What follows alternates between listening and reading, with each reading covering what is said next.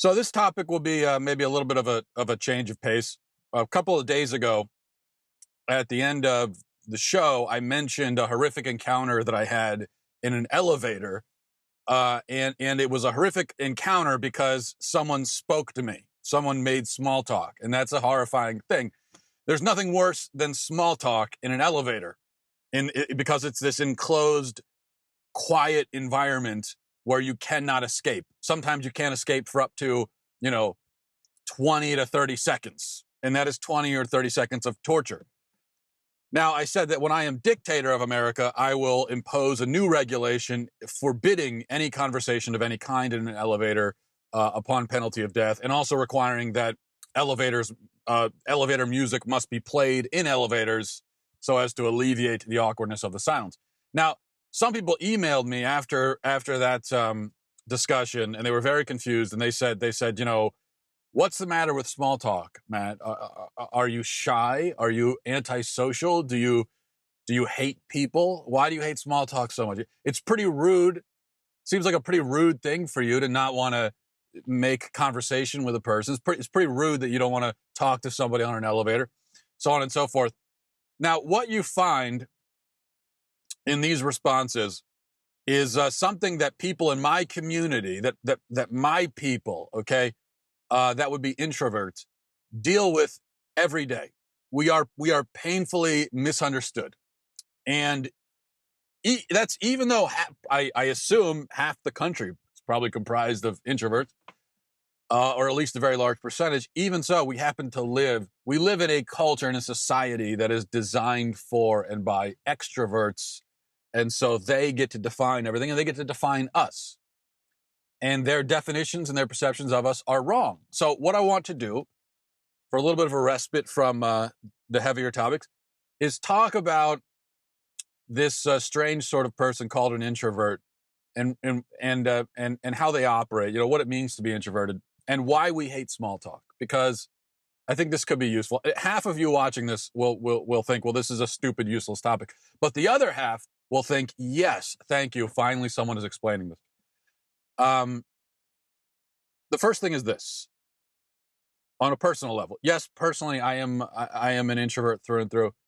Yet, I give my opinions publicly for a living. I travel around the country. I give speeches in front of crowds, and I don't dread public speaking at all. In fact, I really enjoy public speaking.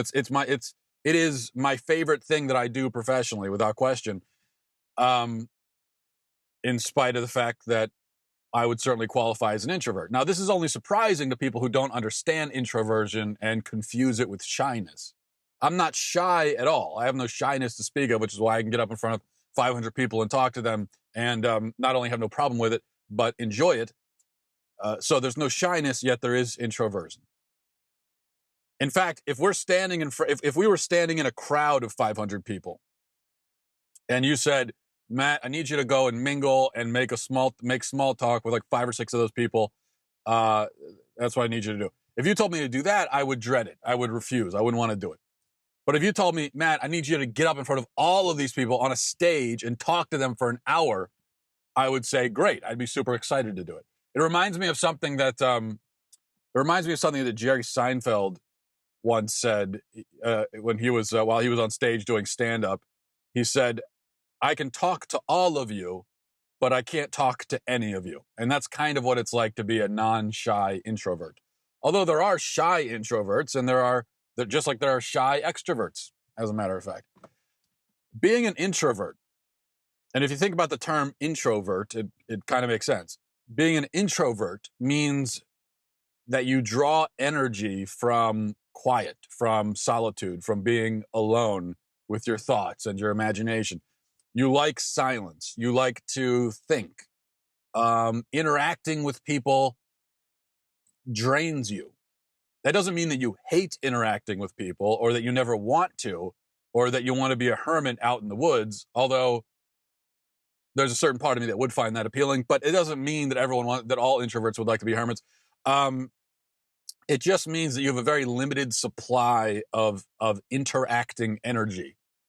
Okay, you have a finite supply of that kind of energy for the day, and so you prefer to use it wisely. You'd rather use it on, for instance, 1 3-hour in-depth conversation with a friend, or maybe giving a speech in front of a crowd or something like that. You'd rather use it that way than on 95 different small talk exchanges with strangers on elevators and elsewhere. Now, on the other hand, an extrovert draws energy from interacting with people. An extrovert feels most at home talking to people. He feels most energized mingling and chatting and interacting and so on. My wife is this way. My wife is the prototype of an extrovert. She loves talking to people. She makes friends everywhere she goes. She'll go to the grocery store and she'll come back and tell me, "Oh, I met a woman there. She has twins too. This is the same age as ours. We're going on a play date on Tuesday." And I'm like, "What?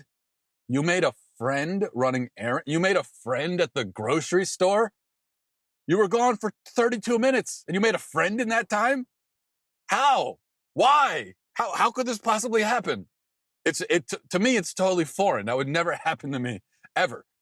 But it happens to her all the time. So I'm married to an extrovert. I respect extroverts. I feel that I understand them. But I don't think that the extroverted approach is the only acceptable one, even though our society is kind of set up demanding that of all of us. I don't think it really is the only acceptable approach. And the idea that it's rude or bad or wrong to not be completely sociable all the time is just ridiculous.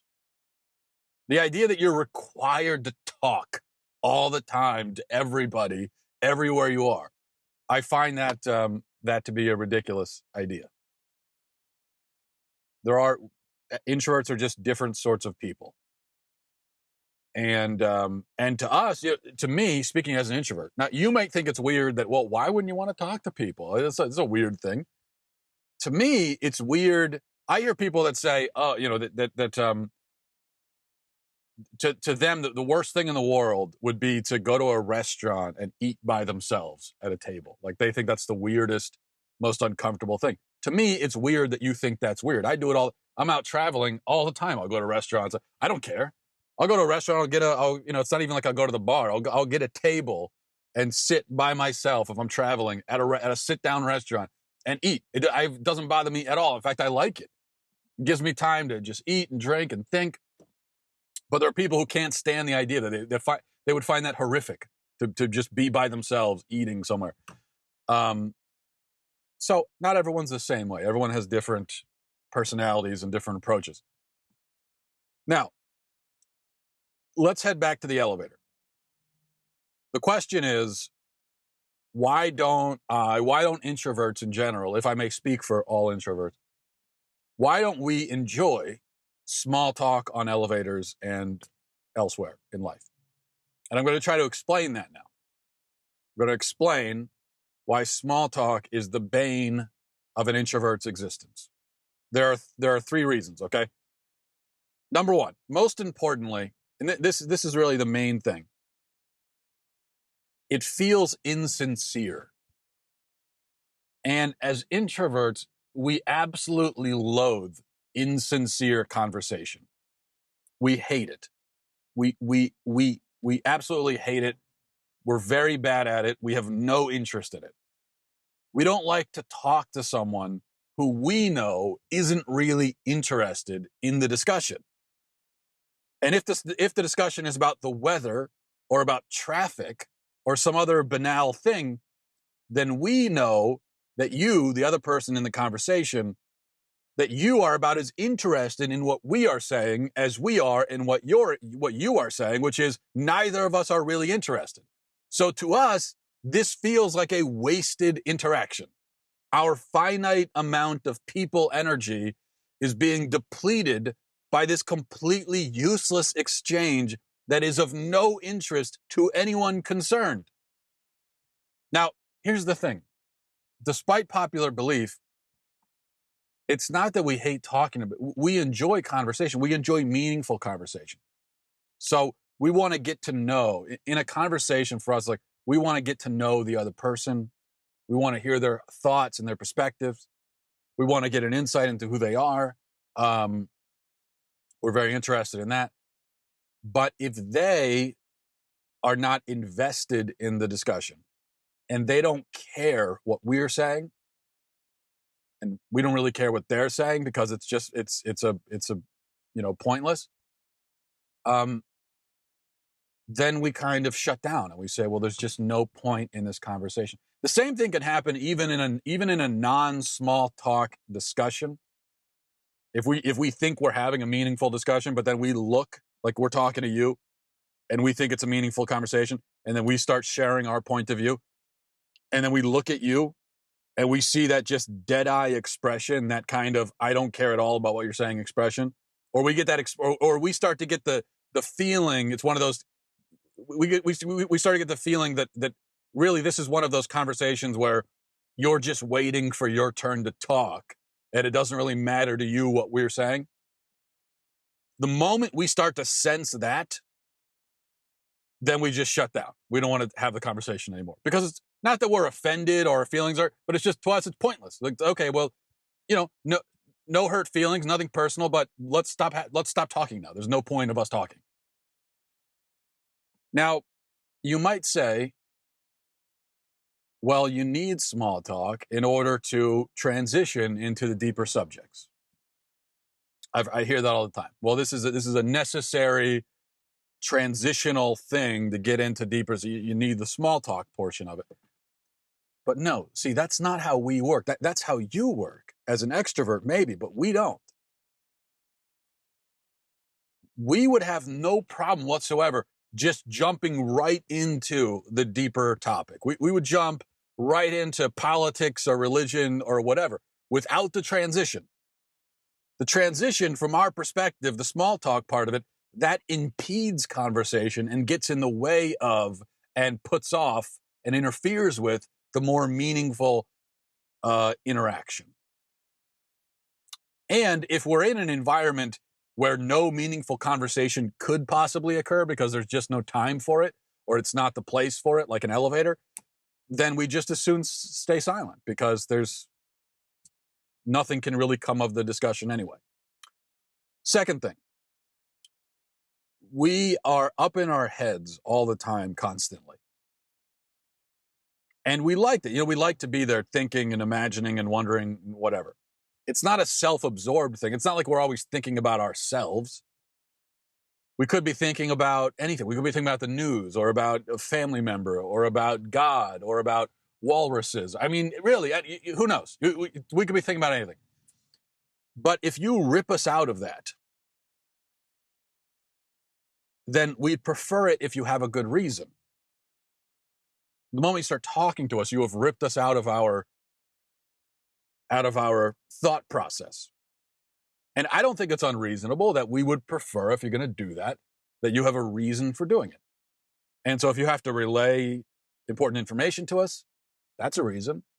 If you want to have a real meaningful conversation, that's a reason. But if the reason is just to make an observation about the weather, if the reason is just to say, oh, it's raining outside, well, then maybe we're a little put off by that. We know you didn't mean anything by it. We know you're trying to be friendly, but we see friendliness in different terms. So for us, it could be friendly to not say anything to a person and just let them continue along with whatever thought process they're following at the moment. For you, you're being friendly by talking about the weather, but for us, we're being friendly by not talking about it, or not talking to you at all and not bothering you. To us, that's friendly. Third thing, I've already explained that we're up in our heads all the time, and that means that we're very analytical about things. So we analyze everything. We especially analyze human interactions. So we will leave every small talk conversation analyzing and assessing our own performance in the exchange. While the extrovert may leave the exchange and just go about his day and not think about it anymore, for us, we're left thinking about it, inspecting ourselves, giving ourselves a grade on the whole thing. Usually it'll be a pretty poor grade, although sometimes we'll walk away saying, oh, wow, well done, me. That was pretty, that was a B+ small talk performance. Well done. And then we have to go take a nap because we're so drained and exhausted by it. But we prefer to avoid this. We prefer to avoid what to us is kind of a high pressure situation that will lead to a very tough self-analysis.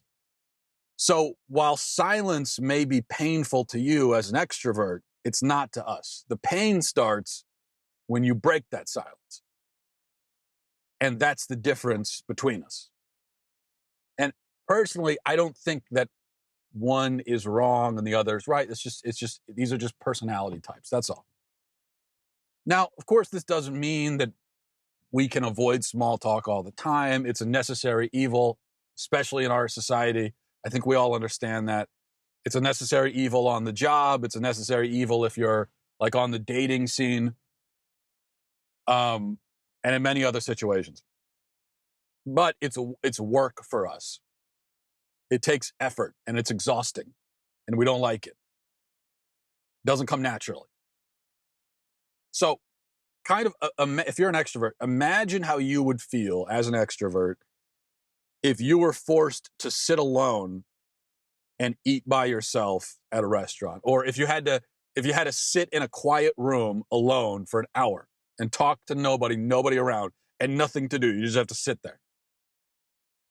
Or imagine how you would feel if you had to read a book by yourself all afternoon or something like that. Imagine the discomfort and the exhaustion and the wanting desperately to get out and to get into your natural environment. That's how you would feel, and that's how we feel during small talk. I don't think it's rude. I don't think it's not shy. It's nothing like that. It's just this is just our personality. Okay? Hopefully that will help you to understand a little bit the 50% of the people that you share a society with. All right. Well, now I'm exhausted. Thanks for watching, everybody. Thanks for listening. Godspeed.